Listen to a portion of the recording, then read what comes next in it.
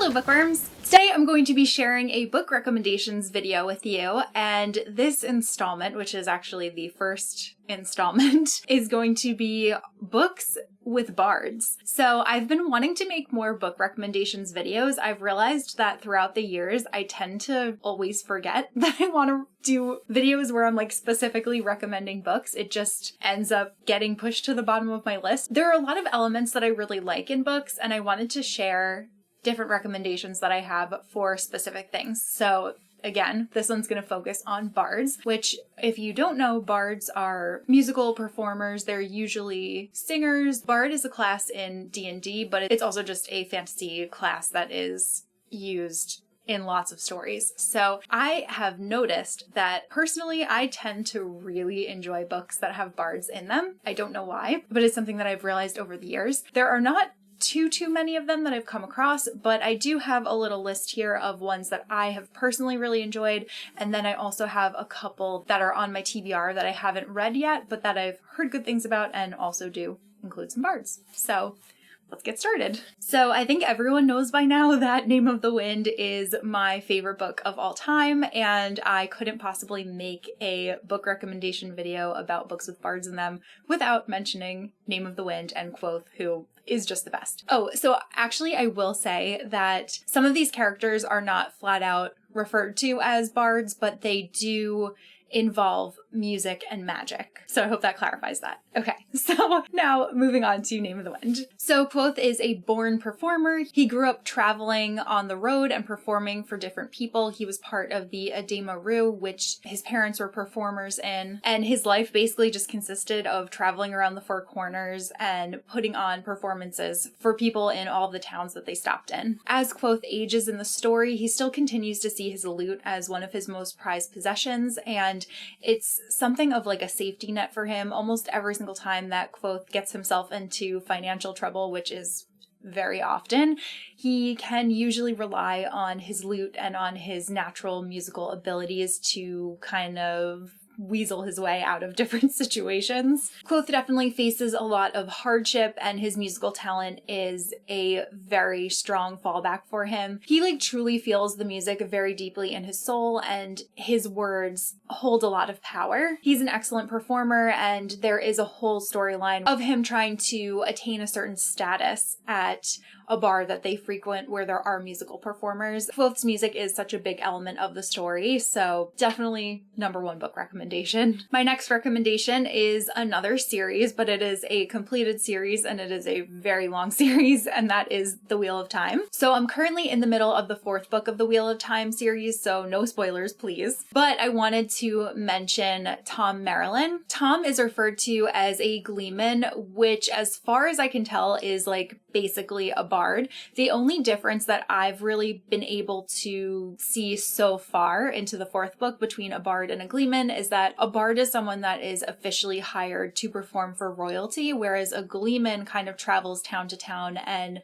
performs at different inns. I think Tom is a really interesting character. I'm finally beginning to learn a little bit more about his background, which has made him a million times more fascinating. As a gleeman, Tom does travel around, and he has been exposed to lots of different stories within Randland, as it is so called. So I feel like he is someone that has a lot to offer. He's a good character in order to fill in some of the history and the lore of the world as the young characters from the Two Rivers are learning about things that are so much bigger and outside of their very small kind of backwater town. So yeah, definitely recommend Wheel of Time. My next recommendation is the Witcher series by Andrew Sapkowski. I mean, who doesn't love Dandelion? He is such a fun character, and I especially really like the way that he's portrayed in the Netflix adaptation of the Witcher series. In the show, his name is actually Jaskier, which is the name that Dandelion has in the Polish version of the books, which is the native language of Witcher. It was translated into English, and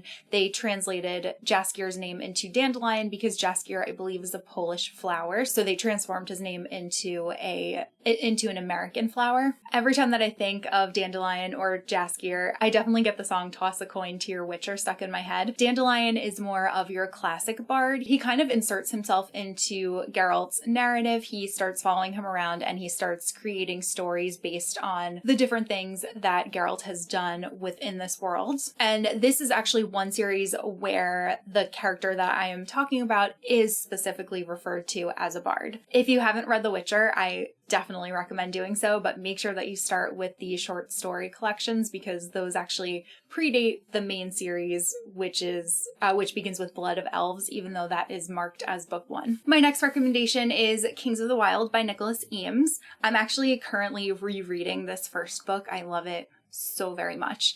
But I know that the second book, one of the main characters or the main character is actually a bard. There is a bard in this book as well. The Bards in Saga's experience anyway, which is the main band in Kings of the Wild, are kind of known for dying gruesome deaths because they follow these bands along on their adventures and then they kind of embellish upon their tales, turn them into epic songs.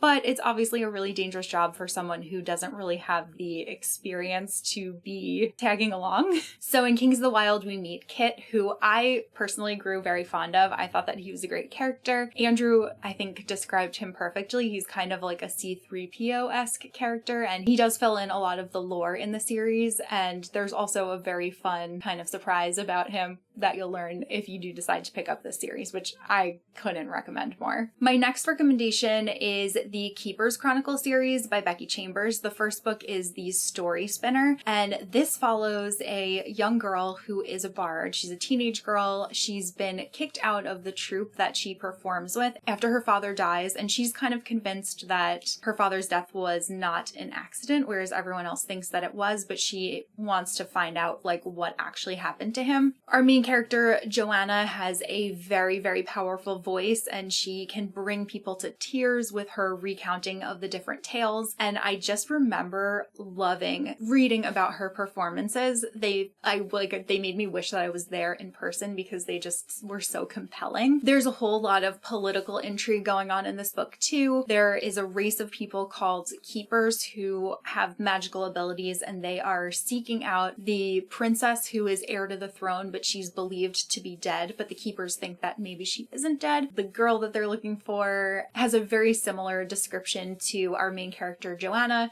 and while she is trying to figure out everything that went on with her father's death, there are a lot of girls that look exactly like her that are turning up dead while the Keepers are searching for this lost princess. Then 2 series that I have on my TBR. The first one is The Harp of Kings by Juliette Merlier. This is called the Warrior Bard series. There are 2 books that are currently out, and the 3rd book is coming out very soon in September. This follows a pair of siblings, both of whom are bards in training on this island called Swan Island. Our main character, I want to say it's pronounced Lavon because it's spelled like Siobhan but with an L, but I'm not sure how to say it. She is a very powerful singer and a whistle player, and her brother is also a very powerful singer, but he's also a harpist. So even though they are still in training, the 2 of them get sent on this mission to try to recover an ancient artifact, which is actually a harp that has gone missing, and it's like a sign of being the king, I believe. I was actually supposed to read this last year, but I was in such a reading slump, so I didn't end up getting to it, and I do really want to check it out soon, especially now that the 3rd book will be coming out, and then it is a series that I will be able to just binge read. And then the last series that I have to talk about is the Spellsong Cycle. This is by L.E. Modesitt Jr. I have not actually read any of his books, but he does have a super long running series with Tor, and this is actually a series that I just stumbled across when I was recently at a used bookstore. The first book in the series is called The Soprano Sorceress, and this is one where the character isn't directly identified as a bard, but the magic system is completely based on song and music, so I feel like it fits very well into this category, even though she's technically like a sorceress. So this one follows a character who is a singer and music instructor in Iowa, and then she gets led into this fantasy world called Erd, and she ends up becoming one of the most powerful sorceresses. And honestly, what drew me to this one was the cover. I just think the cover is absolutely beautiful. It has that like really old fantasy feel, and and that is something that just draws me in, and I have been thinking about this nonstop ever since I left that bookstore. I think I'm going to need to try to get my hands on a copy very soon. So those are all of the books that I have to recommend with Bards in them. I hope that you guys found something new to read. Please let me know if you have any recommendations of books with Bards. I would be very interested to hear what you have to recommend. And also, if you have any ideas for future recommendations videos that you'd like to see, please leave them down below and I will add them to my list of videos that I want to film. Like I said, I really want to do more recommendations videos. I think this was a really fun one to film, and yeah. So that's all that I have for this video, and I will see you guys soon in a new one. Bye!